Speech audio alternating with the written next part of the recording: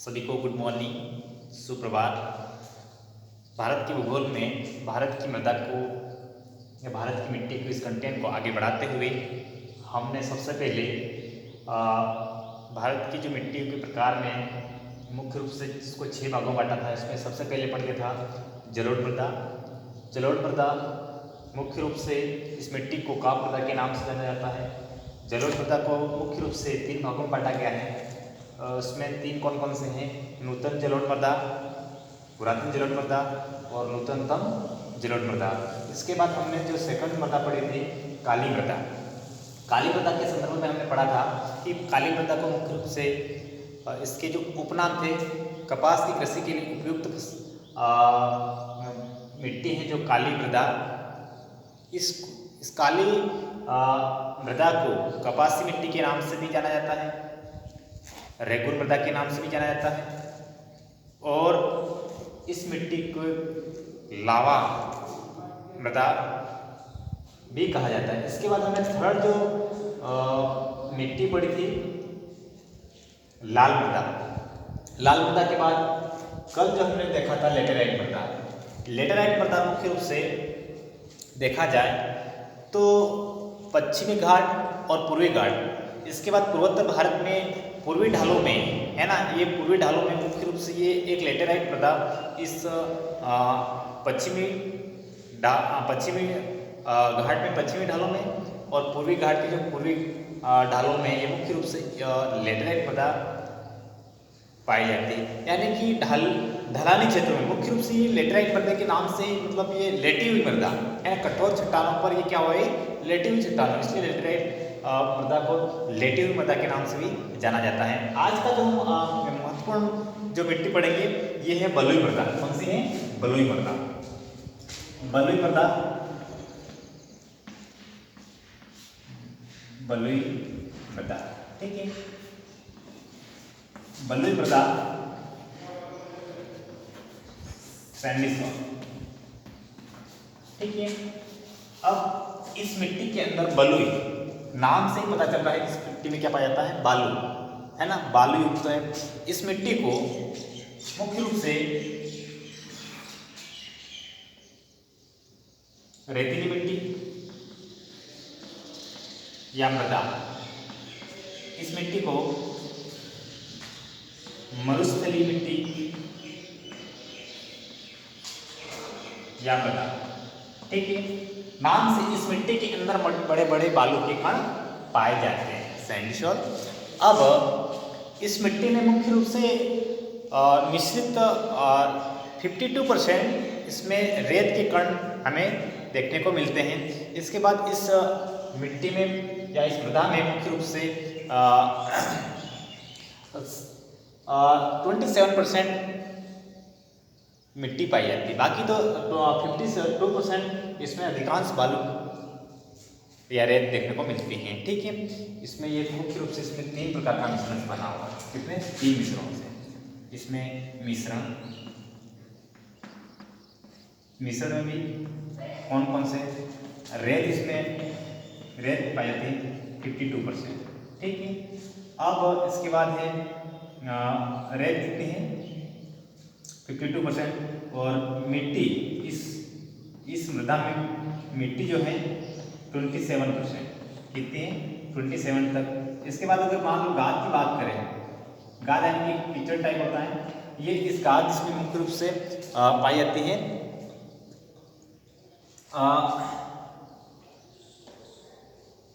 20 के लगभग इसमें इसका मिश्रण रहता है, ठीक है। इन तीनों का मिश्रण इस बलुई मिट्टी में देखने को मिलता है, ठीक है। अब इस मिट्टी का क्षेत्र विस्तार, बलुई मृदा का जो सैंडी सॉइल है, इस मिट्टी का क्षेत्र विस्तार देखेंगे। सबसे पहले हम तो भारत के मानचित्र में, भारत का मानचित्र में आपके सामने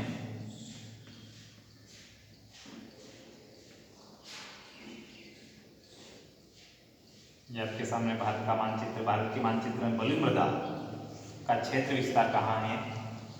ये मिट्टी, ठीक है। ये भारत का मानचित्र है। ये है यहाँ पे उत्तर, दक्षिण, पूर्व, ये है पश्चिम का। ठीक है। अब बलुई मृदा, बलुई मृदा, ठीक है। ये वाला भाग हमने कौन सा भौतिक प्रदेश पढ़ा था? थार का मरुस्थल, थार का मरुस्थल, है ना। ये भारत का महत्वपूर्ण या महान मरुस्थल के नाम से जाना जाता है, महान मरुस्थल, ठीक है। ये वाला भाग उत्तर और ये पश्चिम, कौन सा है? उत्तर पश्चिम, उत्तर और पश्चिमी। अब इस मिट्टी का अगर मान लो क्षेत्र विस्तार देखें तो मुख्य रूप से इसका क्षेत्र विस्तार कौन सा है? पश्चिमी राजस्थान, कौन सा है? पश्चिमी राजस्थान सर्वाधिक इस मिट्टी का विस्तार। इसके बाद दूसरा है कच्छ, है ना, कच्छ और सौराष्ट्र, सौराष्ट्र ये गुजरात राज्य, ठीक। इन ये पश्चिमी राजस्थान। इसके बाद देखा जाए जम्मू कश्मीर में, यहाँ पे जम्मू कश्मीर, यहाँ भी कुछ मरुस्थलीय भाग या बलुई मिट्टी का क्षेत्र विस्तार देखने को मिलता है। ये वाला जो भाग है यहाँ पे, ये वाला है ठंडा पर कैसा है? मरुस्थलीय। जम्मू कश्मीर के लिए ये वाला जो है ठंडा है जरूर, बाकी यहाँ पे मरुस्थलीय भाग देखने को मिलता है। कौन कौन से? पश्चिमी राजस्थान, कच्छ और सौराष्ट्र गुजरात में, और ये वाला भाग, ठीक है। इसके बाद जम्मू कश्मीर का जो मरुस्थलीय भागों में ये बलुई मिट्टी का क्षेत्र विस्तार देखने को मिलता है हमें, ठीक है।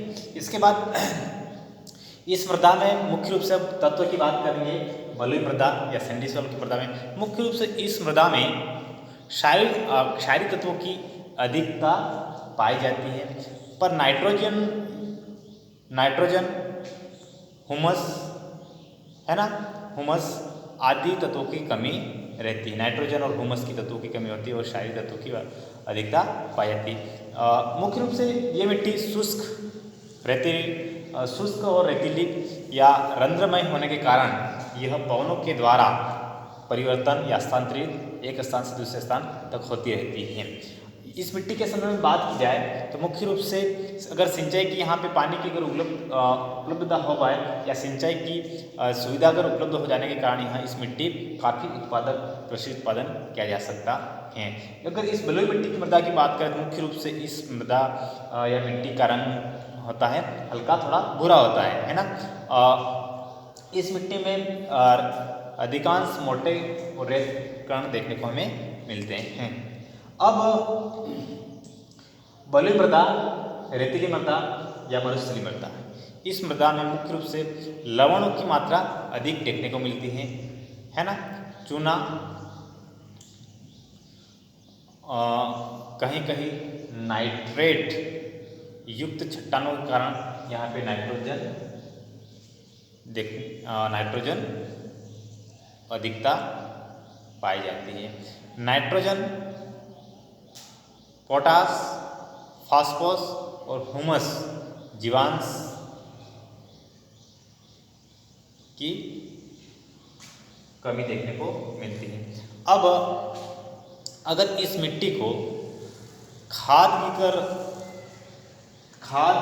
व सिंचाई की कर मिलने पर अच्छी कृषि की जा सकती है।